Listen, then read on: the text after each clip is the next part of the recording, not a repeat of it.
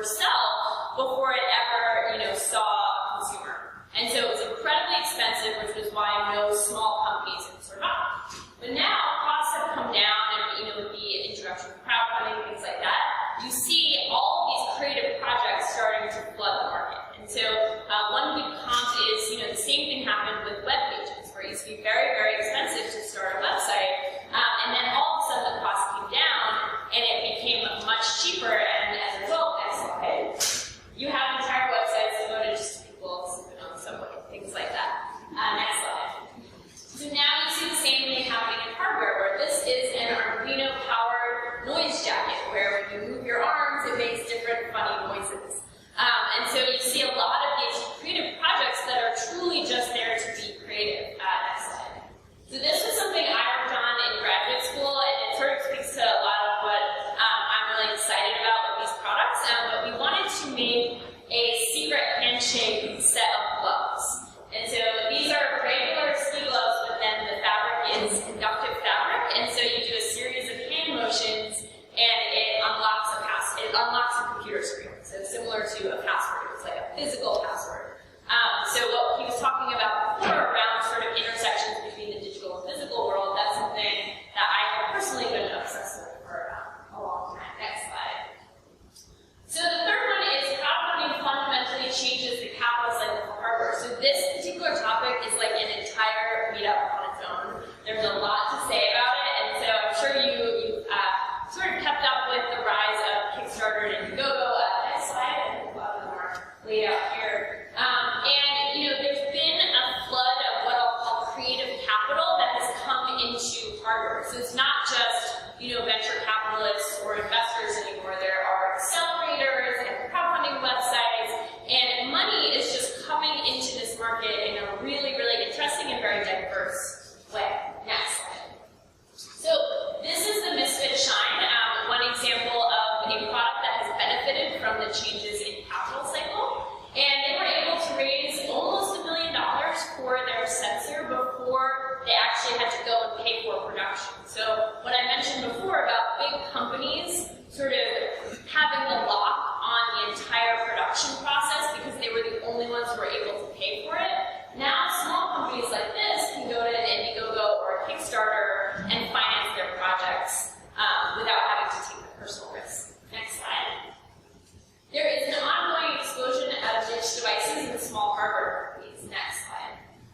So this is the Remy Lucid Dreaming Mouse. And, so if you had an electronics company in the past, the only way that you could be sustainable is to make products that were appealing to literally every person on the planet, right? So the Sony Walkman, they just made that same thing over and over and over again because everybody wanted one. Whereas, the interesting thing about having a smaller operation is you can make something that has a much smaller audience and still be sustainable, right? So this is a company in Brooklyn. They have under 10 employees, and they make this really amazing product for people who are into lucid dreaming, which I'm sure there's some of you in the audience. Next slide, please. So the fifth one, there is a supercomputer in your pocket. Next slide. I'm sure everyone saw this photo. It made the rounds on Facebook pretty aggressively a few months ago. This is a shot from the Vatican in 2005 and 2013. And I know that there's some arguments about sort of how authentic the image is, but nonetheless, I think it really speaks to something that is super, super compelling that a lot of hardware people forget about, which is that you have so much computing power that you're carrying around with you at all times. How do you incorporate that into products in your everyday life? Next slide. So this is the WeThings scale, and it is a scale that I think does a really good job of incorporating a mobile app into its product. So you can track your weight, you can do weight competitions, you can make it social. This is actually the scale that tweaks your weight, but it doesn't do it if you don't want it to. But I think that they've done a really good job of taking something that you already have on you at all times and incorporating it into an everyday product. Next slide. Next slide. Yes. Next slide. Yeah. Number 6, devices are increasingly identity pieces. Fashion and lifestyle brands want in. So this is, I tracked the rise of Beats by Dre very closely because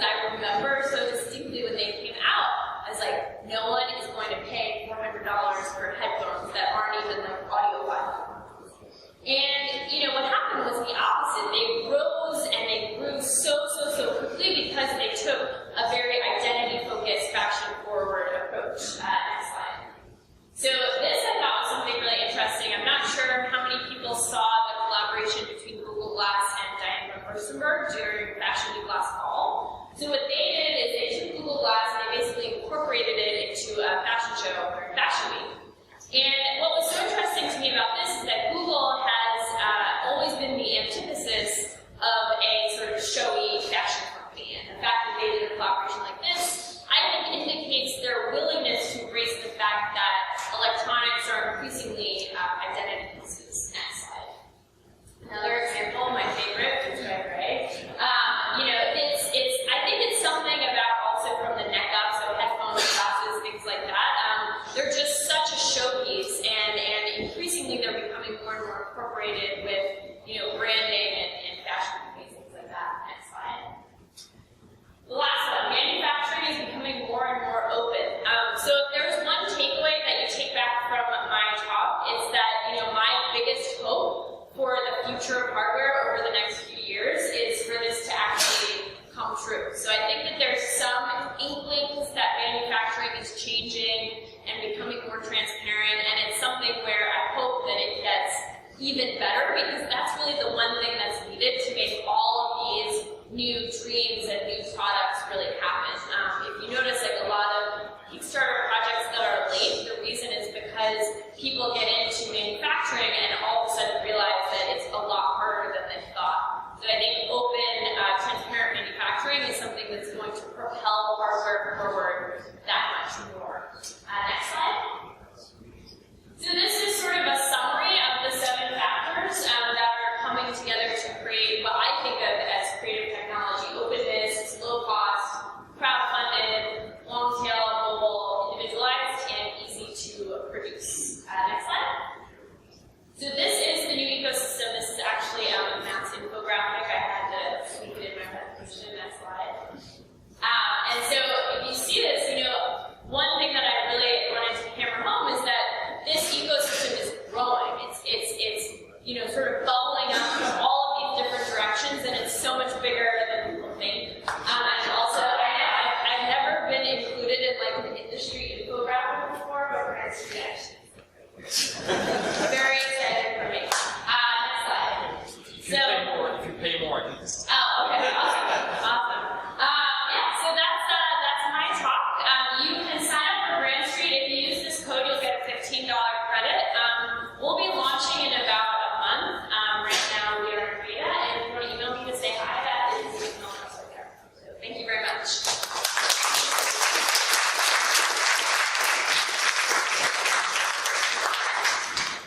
Oh, you can put the quote up too. I pulled the quote from Chris Anderson's book Makers. I don't know if you've read it, but Thank you so much for being our first speaker network. Sure. And doing a fantastic job at it. So, I'm just going to ask a couple of questions, and then I'm going to pass the line on to you guys. I just want to ask Many questions. Yeah, I don't think I need too much. I just realized that. you can have my first one. What's that? I can. Thank you so much. Alright, so tell us more about your journey as an entrepreneur, how you got to do this, how you started ministry. Yeah, so let's see, after I finished college, I was building websites selling prompt presses on the internet.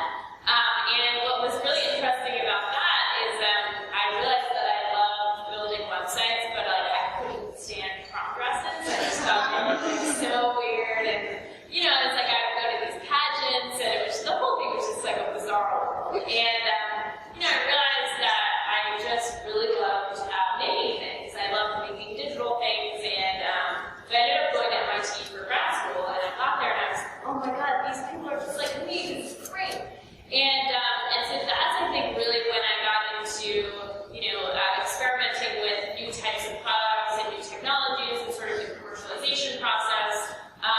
But when sort of starting Grand Street, I think what I realized is that a lot of people who make hardware or who make any products just want to spend time making products, and if you can contribute to an ecosystem around that, then, everyone benefits. It's not just a single product. And so that was something that we really attached ourselves to, and, my co-founders have Android development backgrounds, and so we took a very sort of mobile, forward-thinking approach to selling these types of products. I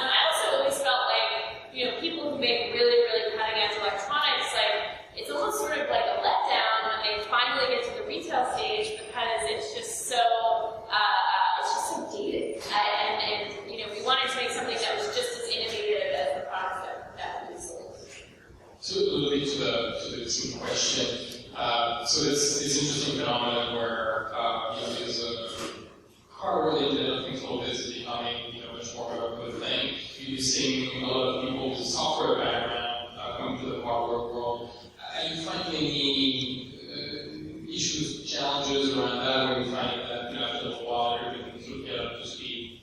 Yeah, I mean, I think that in the crossover, there's a lot of friction, and so if you are a software person, sort of making the crossover hardware is really, really difficult. And so I think it's more about kind of learning almost how to work together as opposed to trying to develop dual skill sets.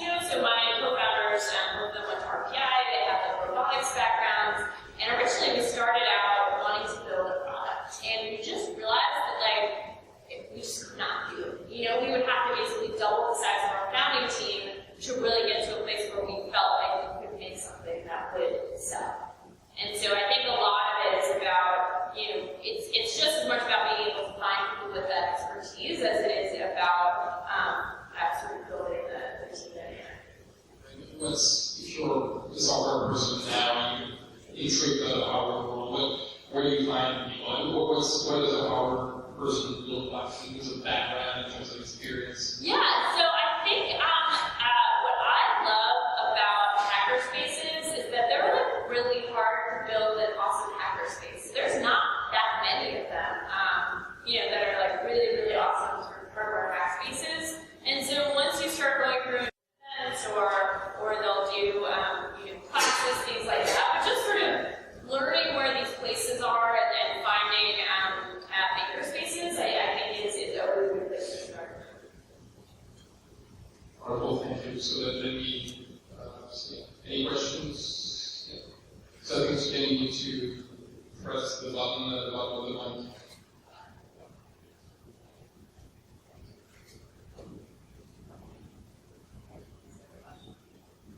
If you can start with just the name of the company.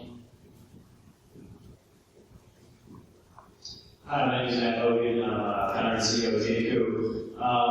So you're building a two-sided exchange model, and which side are you lining up first and why? Or you've already got that a little bit of data, but which side do you continue to grow first and why? Yeah, so I mean, I am very much a believer in developing the seller side first.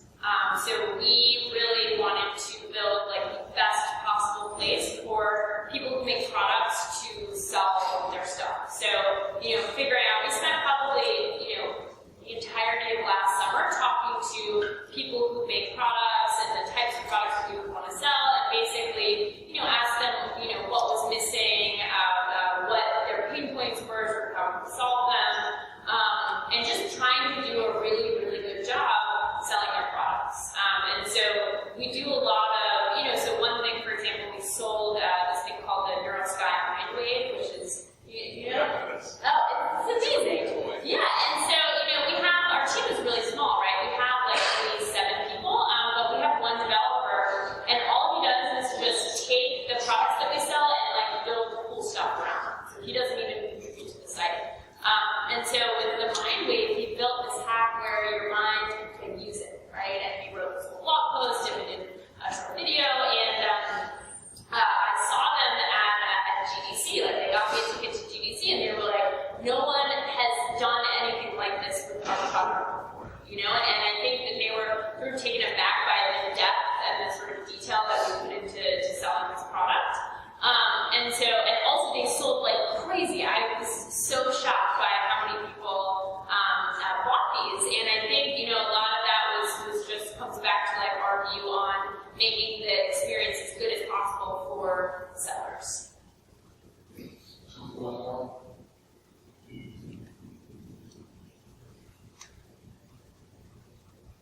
Greg?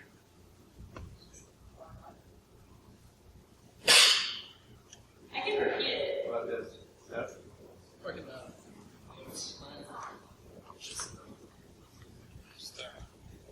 Thanks.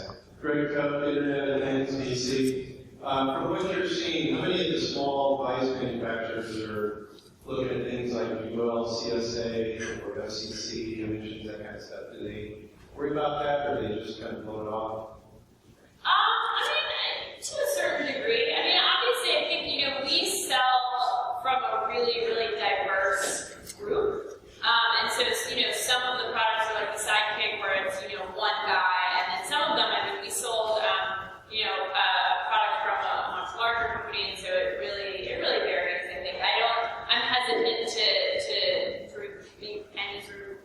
sweeping statements about the types of products because each product is so different.